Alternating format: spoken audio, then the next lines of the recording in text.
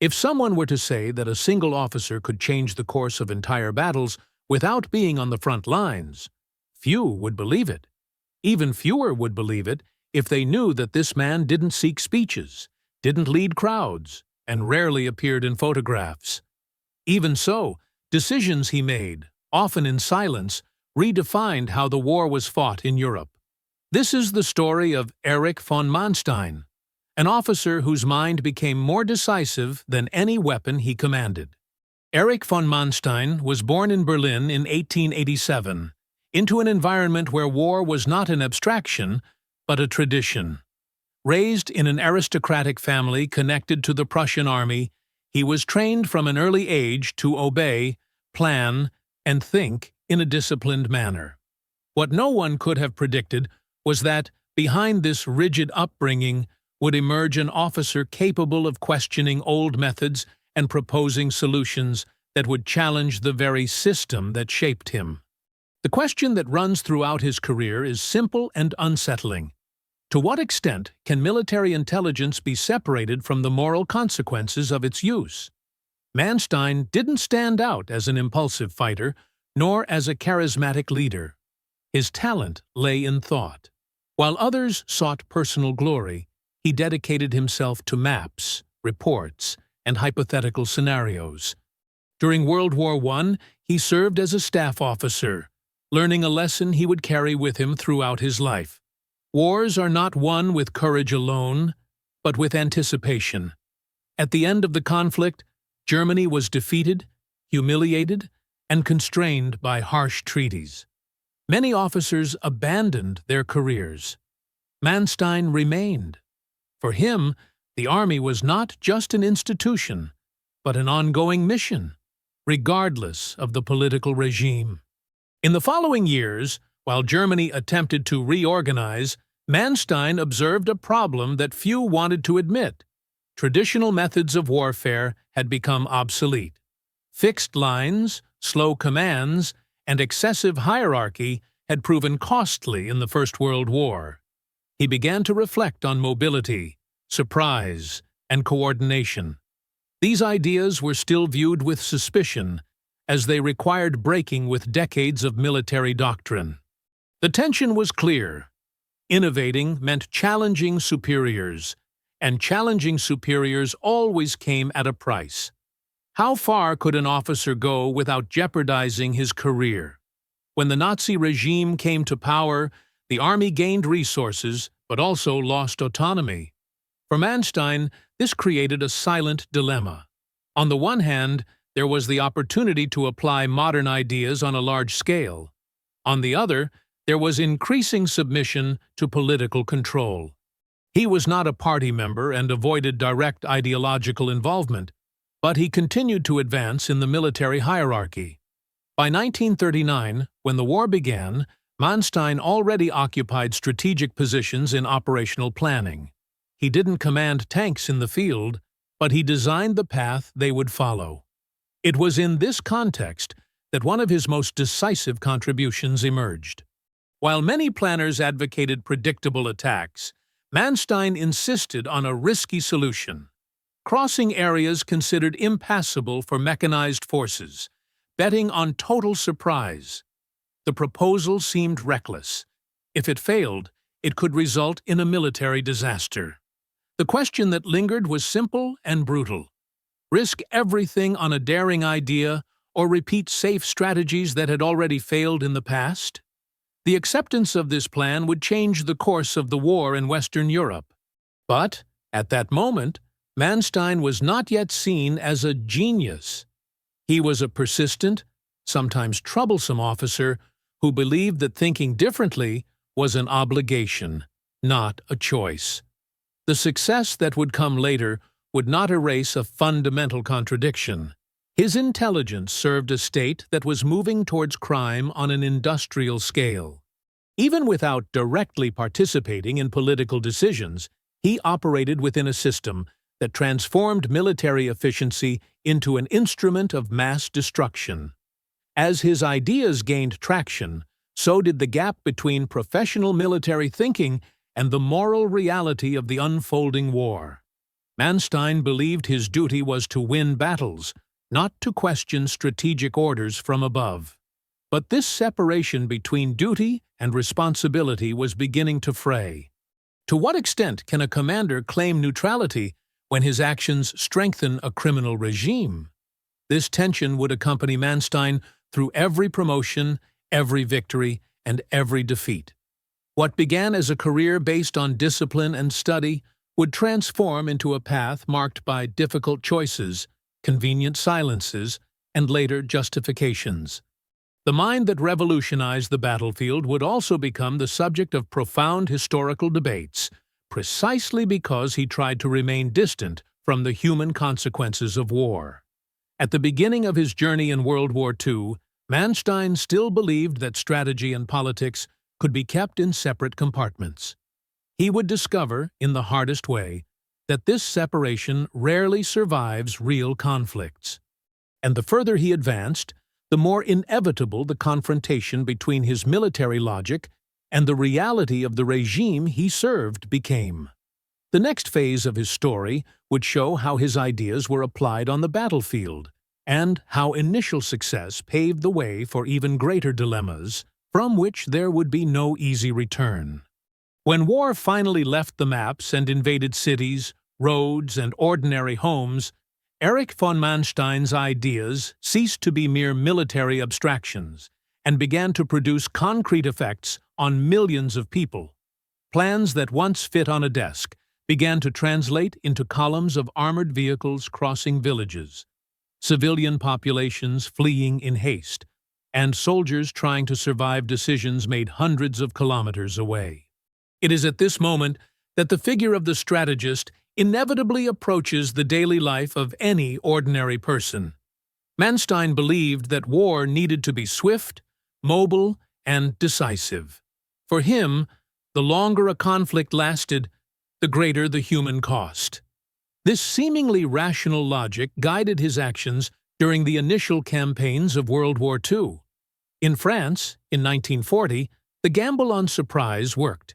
German troops crossed regions considered safe by the Allies, breaking through defensive lines and forcing chaotic retreats. To those watching from the outside, it seemed like a clean and efficient victory. But for those in the path of these troops, it meant losing their homes, routines, and security in a matter of days. It's easy to imagine a strategist as someone detached from reality, but Manstein's decisions directly affected ordinary people. A French farmer who woke up early to tend his fields might, a few hours later, be watching tanks pass by on the road connecting his village to the local market. A young, newly enlisted German soldier depended on these plans to know whether he would face a short battle or months of hardship. For Manstein, war was a matter of movement and time. For the average citizen, it was the end of normalcy. On the Eastern Front, this gap between strategic calculation and human reality became even more brutal. The invasion of the Soviet Union in 1941 was not just a military campaign, but a war of destruction. Manstein commanded large formations and achieved impressive operational victories, encircling enemy forces and advancing rapidly. For many soldiers under his command, this meant less direct combat and a greater chance of immediate survival. For millions of Soviet civilians, it meant occupation, starvation, and systematic violence. Manstein viewed these operations as necessary moves on a gigantic chessboard. He believed that mobility would save German lives and shorten the conflict. However, at the same time, he accepted operating within a system that treated entire populations as obstacles. This contradiction is essential to understanding his trajectory.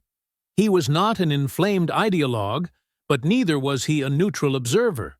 His orders maintained the functioning of a machine that advanced without considering the human impact. In battles such as those in southern Russia and Ukraine, his ability to reorganize troops in critical situations became evident. When German units retreated under Soviet pressure, Manstein frequently relied on swift counterattacks, using mobile forces to strike exposed flanks. To a modern observer, This might resemble everyday situations where one needs to react quickly to avoid greater losses, such as changing a route upon noticing an imminent traffic jam. The difference is that, in war, these decisions involved thousands of lives. One of the most remarkable moments of his career occurred after the German disaster at Stalingrad. The German army was in retreat, morale was plummeting, and the situation seemed irreversible. Manstein took command in a critical region and, through daring maneuvers, managed to temporarily recapture important cities like Kharkov. For the soldiers, it was a rare feeling of relief amidst the chaos. For the regime, it was proof that there was still hope. For Manstein, it was confirmation that flexibility and movement were superior to the rigidity imposed by political orders. This period also clearly exposed the growing conflict between Manstein and Adolf Hitler. While the German leader insisted on maintaining positions at any cost, Manstein advocated strategic retreats to preserve troops and buy time. This divergence was not merely technical, but represented two opposing visions of command. On one hand, the idea of absolute and symbolic control of territory. On the other, the cold logic that ceding space could prevent irreparable losses. This tension is reminiscent of common situations in companies or institutions, where leaders insist on rigid decisions, even when reality demands adaptation. Despite his arguments, Manstein was rarely listened to. His proposals to back down were seen as a lack of faith or even defeatism. Still, he continued to carry out orders, even when he disagreed with them. This stance raises an uncomfortable question. When someone realizes that a superior decision will lead to disaster, how far does their responsibility extend in continuing to obey? Manstein chose to remain within the system, believing that his presence could still limit greater damage. As the war progressed, the cost of this choice became more evident. The Eastern Front transformed into a scene of continuous destruction, where tactical victories no longer altered the overall course of the conflict. Manstein still managed brilliant moves, but now he was battling a reality beyond military control. Scarce resources, exhausted troops, and a political leadership increasingly disconnected from the battlefield rendered his efforts insufficient. For the modern viewer, this phase of Manstein's life can be compared to trying to maintain order in a system that has already collapsed. No matter how competent the manager is, if the structure as a whole is compromised, the end result tends to be failure. Manstein seemed to understand this, but he couldn't, or didn't want to, break definitively with the regime he served. In the end, his strategic skill was not enough to change the course of the war. What remained was a trajectory marked by impressive victories and significant silences. The same mind that saved armies in critical moments also helped prolong a devastating conflict. And it is precisely at this point that his story becomes more complex and disturbing. In the next stage of his life, Manstein would face not enemy armies, but trials, accusations, and the weight of the decisions he had tried to separate from politics. The strategist would be forced to answer for choices made when he believed he was merely doing his duty. When the war ended, there was no triumph for Erich von Manstein. There was no parade, no sense of mission accomplished. What remained was silence, ruin, and the realization that no strategic intelligence can forever hide from the consequences of what it helped to sustain. The man who for years thought of war as a technical problem began to live in a world where questions no longer came in the form of maps, but of responsibility. Captured by the British, Manstein ceased to be a commander and became a defendant. For the first time, his cold logic was confronted not by enemy armies, but by moral and legal accusations. The trial was not merely about battles won or lost, but about the role he had played within a system that transformed military efficiency into an instrument of mass destruction. His defense was predictable. He claimed to have been a professional soldier, focused on military operations, detached from the political decisions and crimes of the regime. This justification echoed the discourse of many officers of his generation, but the world no longer accepted such convenient separations. The conviction did not erase his military career, but rather recontextualized it. Manstein was released years later, physically weakened, in a divided country trying to rebuild itself. He returned to civilian life carrying two opposing legacies: the recognition of his strategic skills and the weight of having served a regime responsible for unprecedented crimes. In writing his memoirs, he chose to emphasize battles, technical decisions, and Hitler's leadership errors. What was left out was precisely what disturbed him most: the human suffering caused by a system he helped keep functioning. This point is crucial for anyone watching this story today. Manstein was neither a caricatured monster nor a tragic hero. He was a highly competent professional who believed, perhaps until the end, that he could separate technical performance from moral responsibility. This belief is not exclusive to war. It appears every day in companies, public institutions, corporate environments, and even in personal decisions. How many times does someone say, "I'm just following orders. That's not my problem. My role is purely technical"? The greatest lesson from Manstein's career lies not in his military maneuvers, but in this silent self-deception. Intelligence, discipline, and efficiency are powerful tools. Without ethical awareness, they become dangerous. The problem is not thinking strategically, but thinking without considering who will be affected by the decisions made. Manstein believed that by remaining within the system, he could reduce damage. In the end, he helped prolong a conflict that was already morally lost. For the viewer who wants to turn this story into something practical, the lesson begins with a simple and direct question. Where, in your own life, do you separate competence from responsibility? In what situations do you make decisions without questioning their impact on other people? The first step is to recognize that absolute neutrality almost never exists. Every action sustains something greater, even when it seems small or technical. The second step is developing strategic awareness applied to real life.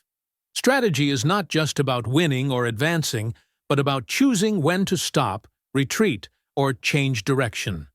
Manstein was brilliant at adapting troops on the battlefield, but failed to apply that same flexibility to his moral stance. In practice, this means learning to say no when an order, a goal, or an expectation conflicts with basic values. Preserving integrity may seem like a risk in the short term, but it prevents irreparable losses in the future. The third step is to abandon the illusion that results justify everything.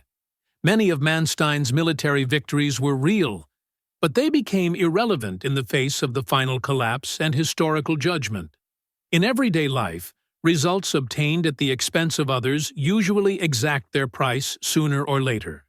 Personal and professional sustainability requires looking beyond immediate gain.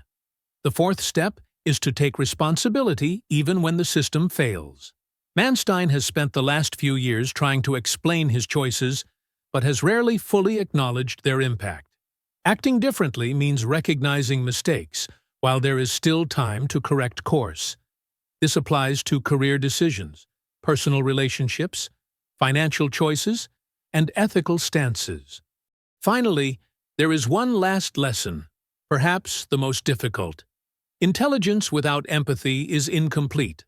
Planning without humanity becomes coldness. Discipline without reflection becomes blind obedience. Manstein's story shows how much a brilliant mind can lose itself when it ignores the whole in the name of efficiency. Reflecting on this journey is not a distant historical exercise. It is a direct invitation to look inward, review decisions, question automatic behaviors, and consciously choose what kind of legacy one wants to leave. Each person, on their own scale, also builds stories that will be judged by the impact they have on others. If this content made you think, If any part of this story connected with dilemmas you are facing today, subscribe to the channel, like this video, and keep following our analyses. If you'd like, share your thoughts or experiences in the comments. You can do so anonymously. Here, the goal isn't to judge, but to understand, learn, and act more consciously.